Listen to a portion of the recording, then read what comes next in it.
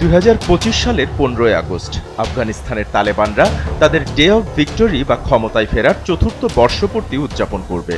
গত বছরগুলোর ধারাবাহিকতার ভিত্তিতে এটি সম্ভবত প্রাতিষ্ঠানিক শোভাযাত্রা বা রাষ্ট্রীয় আয়োজনও পালিত হবে।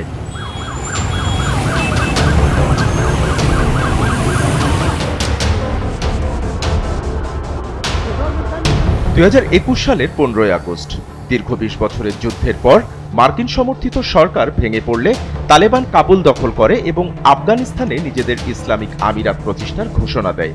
সেই দিনটিকে তারা এখন বিজয়ের দিন বা ভিক্টরি ডে হিসেবে পালন করে আসছে। চতুর্থ বর্ষপূর্তিকে সামনে রেখে দেশ জুড়ে নেওয়া হয়েছে নানা প্রস্তুতি।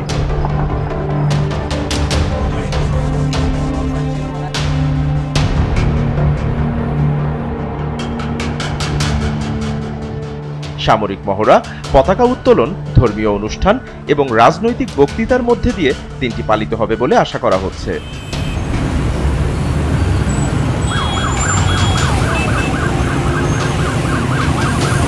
তালেবানের ক্ষমতায় ফেরা হয় আকস্মিক ও নাটকীয়। মার্কিন সেনা প্রত্যাহার শুরুর পরপরই তালেবানরা একের পর এক প্রদেশ দখল করতে থাকে।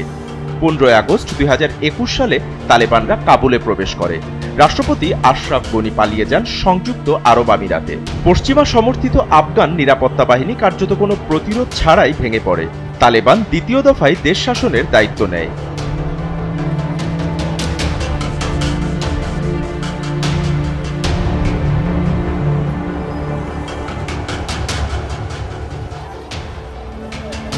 তালেবান শাসনের অধীনে নারীর অধিকার এবং মানবাধিকার লঙ্ঘনের কারণে এখনও অধিকাংশ দেশ তাদের সরকারকে স্বীকৃতি দেয়নি।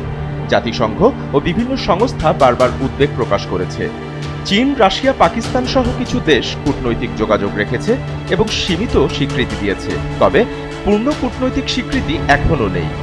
তালেবান শাসনের 4 বছর পূর্তি একদিকে আফগানিস্তানে এক নতুন বাস্তবতার সূচক, অন্যদিকে এটি আন্তর্জাতিক মহলের কাছে এক প্রশ্নচিহ্ন। 15 আগস্ট 2025 দিনটি শুধুমাত্র তালেবানদের জন্য প্রতীকী নয়, এটি আফগান জনগণ এবং আন্তর্জাতিক সমাজের জন্য একটি গুরুত্বপূর্ণ দিন, একটি প্রশ্নের উত্তর খোঁজার দিন। আফগানিস্তানের ভবিষ্যৎ ঠিক কোন পথে? বাপ্পি খান, এসএ টিভি ডিজিটাল।